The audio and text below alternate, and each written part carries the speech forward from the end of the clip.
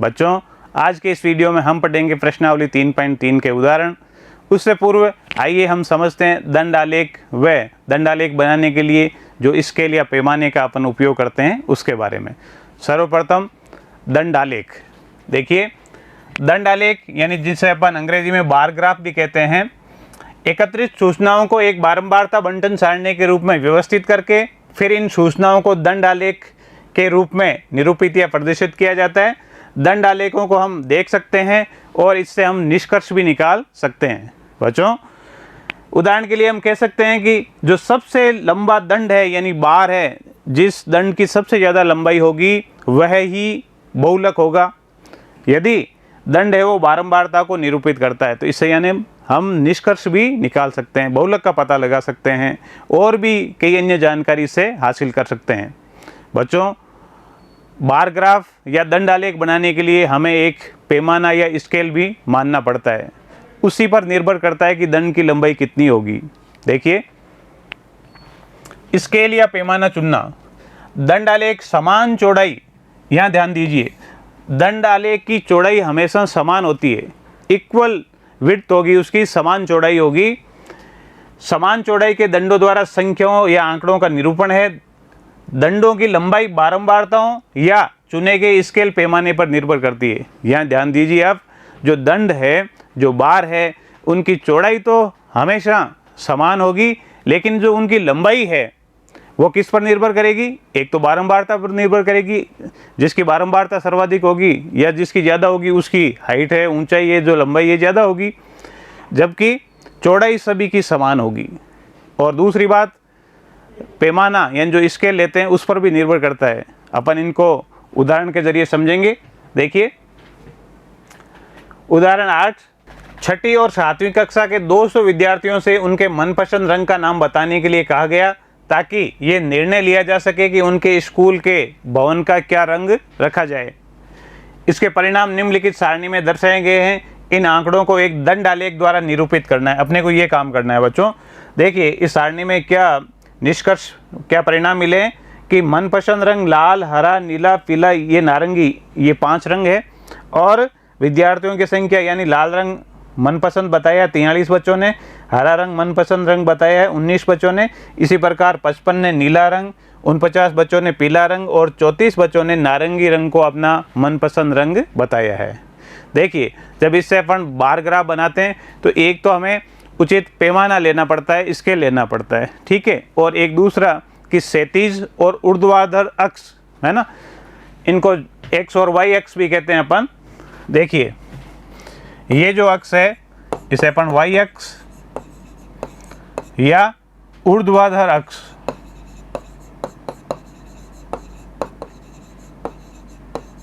इस तरफ तो अपन ये ले लेंगे विद्यार्थियों की संख्या, ठीक है, और क्षैतिज अक्ष या एक्स अक्ष यहाँ ले लेंगे रंगों के नाम।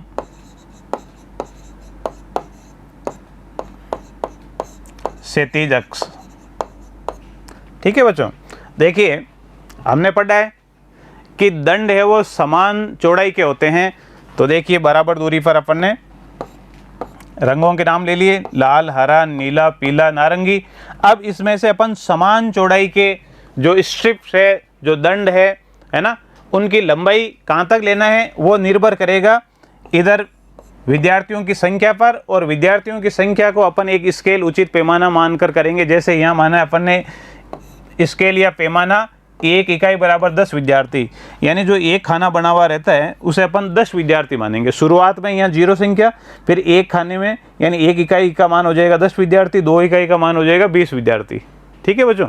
ऐसे 3 इकाई का 3 खाने यानी 3 इकाई का मान हो जाएगा 30 विद्यार्थी, 4 खाने यानी 4 इकाई का मान हो जाएगा 40 विद्यार्थी, और 5 खाने यानी 5 इकाई का मान हो जाएगा 50 विद्यार्थी। अब देखिए, अपने को दिया हुआ है कि लाल रंग है वो 43 बच्चों का मनपसंद रंग है। तो इस लाल रंग का जो ये दंड है, इसकी लंबाई कहाँ तक लेंगे अपन? 43 तक। तो देखिए, यहाँ पर है 40 और यहाँ है 50, तो इनके बीच में 41, 42, 43 यहाँ तक ये है। इसकी ये लंबाई निर्धारित करता है कि इसकी बारंबारता कितनी है। इसके बाद में दूसरा देखिए, हरा रंग 19 बच्चों का मनपसंद रंग है, तो देखिए यहाँ तक तो है 20 से एक कम, थोड़ा सा कम, तो जो हरा रंग का दंड है वो 20 से थोड़ा कम होगा, यानी है 19 है इस जगह। ठीक है, नीला रंग 55 बच्चों ने अपना मनपसंद रंग बताया है, इसका मतलब इसका जो दंड है उसकी लंबाई कितनी होगी, 50 और 60 के बीच में, तो बीचों बीच, तो ये हो गया 55, तो अपन इसकी लंबाई है वो यहाँ तक लेंगे। और पीला रंग 49 बच्चों ने मनपसंद रंग बताया है, 49 का मतलब 50 से थोड़ा कम, तो देखिए यहाँ 50 और इससे थोड़ा एक कम, तो ये हो गया पीला रंग का दंड, है ना, बार। और नारंगी रंग मनपसंद रंग बताया 34 बच्चों ने, तो 30 और 40 के बीच में, यहाँ पर ये 34। ठीक है बच्चों, तो अपन देख रहे हैं कि एक तो दंड जितने भी बनेंगे वो समान चौड़ाई के, देखिए आप इन सब की चौड़ाई वो समान है। ठीक है कि नहीं। और दूसरी बात कि जो दंड है, जो बार है, उनकी लंबाई है, लंबाई किस पर निर्भर करती है, एक तो आप देखिए ये जो बारंबारता है, जैसे हरे रंग की बारंबारता, यानी जो विद्यार्थियों ने कम जनों ने पसंद किया इसलिए इस दंड की लंबाई कम रही है, जबकि आप देख रहे हैं कि नीले रंग की बारंबारता अधिक है, ज़्यादा बच्चों ने इसे पसंद किया है, इसलिए इसके दंड की लंबाई है वो अधिक है। ठीक है बच्चों, इससे अपन ये भी बता सकते हैं, इसमें अगर आपको बहुलक पूछे तो बहुलक कितना होगा, है ना, कि भाई सबसे ज़्यादा कौन सा रंग पसंद करते हैं बच्चे, तो नीला रंग पसंद हो गया। देखिए अगला उदाहरण, इस दंड आलेख की सहायता से निम्नलिखित प्रश्नों के उत्तर दीजिए। यानी अपने को एक प्रश्न और पूछा है, कुल कितने रंग है। भाई अपन ने पढ़ा था ना कि अपन दंड आलेख को पढ़ सकते हैं, देख सकते हैं, इसे निष्कर्ष निकाल सकते हैं। तो देखिए इसे क्या क्या निष्कर्ष निकाल सकते हैं, कुल कितने रंग है, लाल रंग 1, हरा रंग 2, नीला रंग 3, पीला रंग 4 और नारंगी रंग, कुल कितने हो गए, 5 रंग हो गए। वे क्या है, इनके क्या क्या नाम है, तो आप देखिए लाल रंग, हरा, नीला, ठीक है, पीला और नारंगी, और नारंगी रंग, ये 5 रंग है। तो बच्चों अपन बार ग्राफ को, दंड आलेख को पढ़कर जानकारी हासिल कर सकते हैं कि नहीं, निष्कर्ष निकाल सकते हैं कि नहीं। जैसे अपन ने ये जानकारी दी है कि इसमें 5 रंग है, कौन कौन से रंग है ये भी बता दिया। इसके साथ अपन ने ये भी बताया कि सर्वाधिक पसंद किया जाने वाला रंग कौन सा है, कि नीला रंग है। सबसे कम पसंद किया जाने वाला रंग, देखिए कौन सा रंग सबसे अधिक पसंद किया जाता है और कौन सा रंग सबसे कम पसंद किया जाता है, तो आप देख के बता सकते हैं कि नहीं। सबसे ज़्यादा रंग किन्होंने पसंद किया है, कि भाई सबसे ज़्यादा 55 बच्चों ने पसंद किया कौन सा रंग, नीला रंग। तो कौन सा रंग सबसे अधिक पसंद किया गया, नीला रंग। सबसे कम पसंद कौन सा रंग किया गया है, ये भी देख के आप बता सकते हैं कि जिस दंड की, जिस बार की सबसे कम लंबाई होगी वो सबसे कम पसंद किया गया है। इसका मतलब हरा रंग, हरा रंग सबसे कम पसंद किया गया है।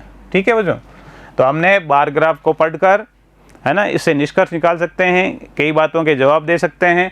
इस जैसे आपने दिया ना, सबसे अधिक कम पसंद करने वाले रंग का नाम, कितने रंग है, रंगों के नाम। अगला उदाहरण, निम्नलिखित आंकड़े किसी कक्षा के 6 विद्यार्थियों द्वारा 600 में से जो प्राप्तांक है उनको प्रदर्शित कर रहे हैं।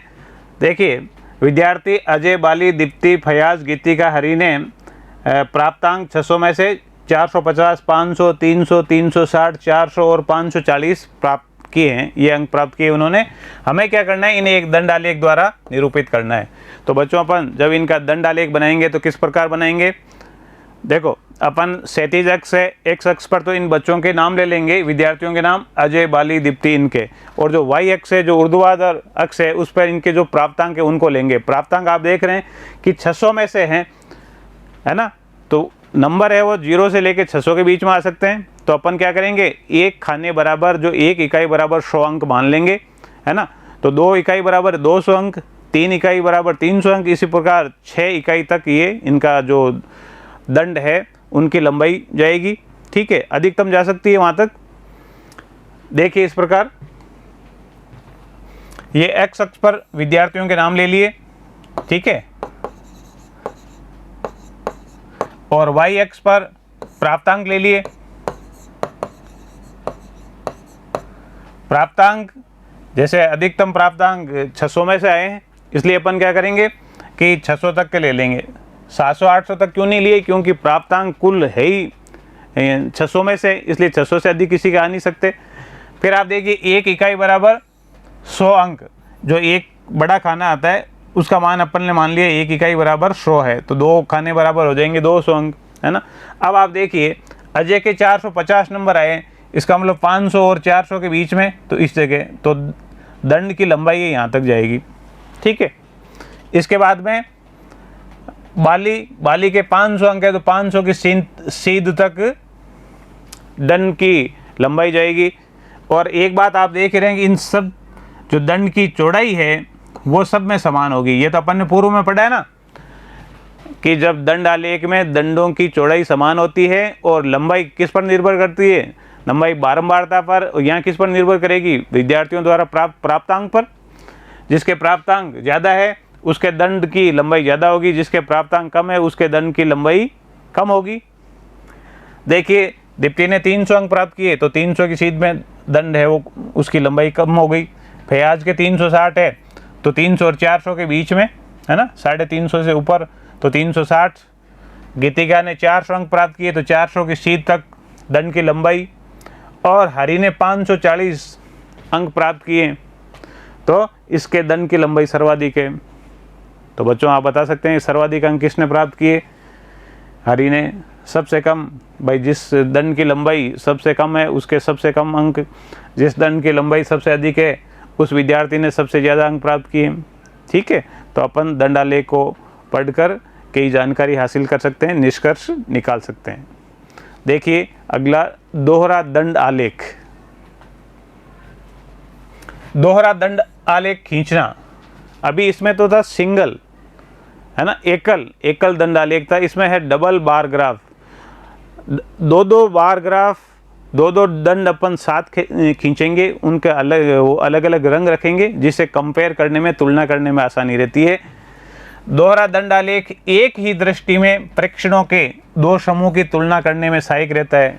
जब कहीं तुलना करने की जरूरत पड़ती है तो ऐसी स्थिति में अपन दोहरे दंड आलेख का उपयोग करते हैं बच्चों। देखिए दो समूह की तुलना कर निष्कर्ष आसानी से निकाला जा सकता है। एक प्रश्न के माध्यम से अपन इसको समझते हैं। देखिए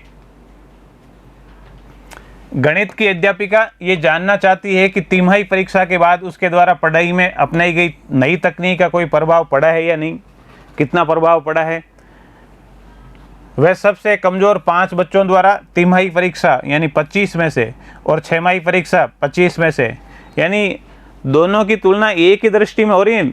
दोनों के जो आप देख रहे हैं इसमें 25-25 में से ही, ऐसा नहीं कि एक परीक्षा 25 नंबर की है दूसरी 100 नंबर की है, तब उनमें कंपेयर, उनमें तुलना नहीं हो सकती। इसलिए एक ही दृष्टि में, यानी आपको वेटेज समान रखना पड़ेगा। 50-50 के टेस्ट ले में, है ना, तभी तो आप तुलना करेंगे भाई पहले क्या स्थिति थी अब क्या स्थिति है। मैं प्राप्त किए गए अंकों को लेती इस प्रकार है। देखिए ये विद्यार्थियों के नाम और ये तिमाही और छमाही परीक्षा। तो आशीष ने तिमाही परीक्षा में तो 10 अंक प्राप्त किए थे और छमाही में 15 अंक। अरुण के पहले तिमाही में 15 अंक और छमाही में 18 अंक। इसी प्रकार कविश, माया और रीता के ये प्राप्तांक है। अब अगर हम इन अंकों को एक डबल बार ग्राफ यानी दोहरे दंड आलेख के द्वारा प्रदर्शित करके क्या जानकारी, क्या निष्कर्ष निकाल सकते हैं कि भाई मैडम द्वारा अपनाई गई जो तकनीक है, नई तकनीक है, वो शिक्षण में प्रभावी रही या नहीं रही, सफल रही या नहीं रही है। देखिए इसमें अपन विद्यार्थियों को एक्स अक्ष पर लेंगे और जो अंक है 25, क्योंकि 25 की थी ना परीक्षा इसलिए 25 तक के, और अपन ने इसमें पैमाना क्या माना है। देखिए स्केल 1 इकाई बराबर 5 अंक, ये शुरुआत में 0 और 1 सेंटीमीटर या 1 इकाई बराबर या 1 बड़े खाने बराबर 5 अंक, 2 बड़े खाने या 2 इकाई बराबर 10 अंक, 3 इकाई बराबर 15 अंक, ठीक है। और एक चीज़ का यहाँ ध्यान रखना है बच्चों कि जो डबल बार ग्राफ बनाते हैं अपन, दोहरा दंडालेख बनाते हैं, तो इसमें एक का अलग रंग रखेंगे और दूसरे का अलग रंग रखेंगे, कलर अलग अलग रखना है। देखिए तिमाही परीक्षा का तो सफ़ेद रंग है और छमाही परीक्षा का जो दंड है उसका रंग है वो कलर्ड है, ठीक है। ये इससे भी प्रदर्शित करते हैं, तभी पता चलेगा कि कौन सा तिमाही परीक्षा का है, कौन सा छमाही परीक्षा का है। भाई जहाँ तुलना होगी तो वहाँ अलग अलग रंग के जरिए बताना पड़ेगा। अब आप देखिए आशीष के पहले तिमाही में ये अंक थे, उसके बाद में छमाही परीक्षा में पहले 10 अंक थे, फिर उसके छमाही परीक्षा में 15 अंक आए। तो अब आप देख रहे हैं इस बार की, इस दंड की लंबाई बढ़ी है कि नहीं बढ़ी? तो लंबाई बढ़ना ये सूचक है कि उसके सुधार हुआ है, अंक ज़्यादा आए हैं, ठीक है। इसी प्रकार अरुण के भी पहले के मुकाबले पहले 15 अंक थे, फिर ज़्यादा हुए, इसलिए दंड की लंबाई बढ़ी है। इसी प्रकार कवेश, माया और रीता, इन सब में आप देख रहे हैं कि इनमें ठीक सुधार हुआ है। तुलनात्मक रूप से तिमाही परीक्षा के बजाय छमाही परीक्षा में इनके अधिक अंक आए हैं। तो इस डबल बार ग्राफ को, इस दोहरा दंडालेख को देखकर हम क्या कह सकते हैं, क्या निष्कर्ष निकाल सकते हैं कि गणित के अध्यापिका द्वारा अपनाई गई तकनीक सफल रही है, जिससे कि बच्चों के शिक्षण में सुधार हुआ है। तो डबल बार ग्राफ के जरिए, दोहरे दंडालेख के जरिए अपन क्या करते हैं कि एक ही दृष्टि में कोई दो समूह की तुलना कर सकते हैं। बच्चों आज के वीडियो में इतना ही, लेकिन आप घर पर इन उदाहरणों की भांति जो प्रश्नावली के प्रश्न हैं उनको भी अभ्यास पुस्तिका में बार बार मिलाने का प्रयास करें। निश्चित रूप से आपसे हल होंगे, आपका कॉन्फिडेंस बढ़ेगा। धन्यवाद।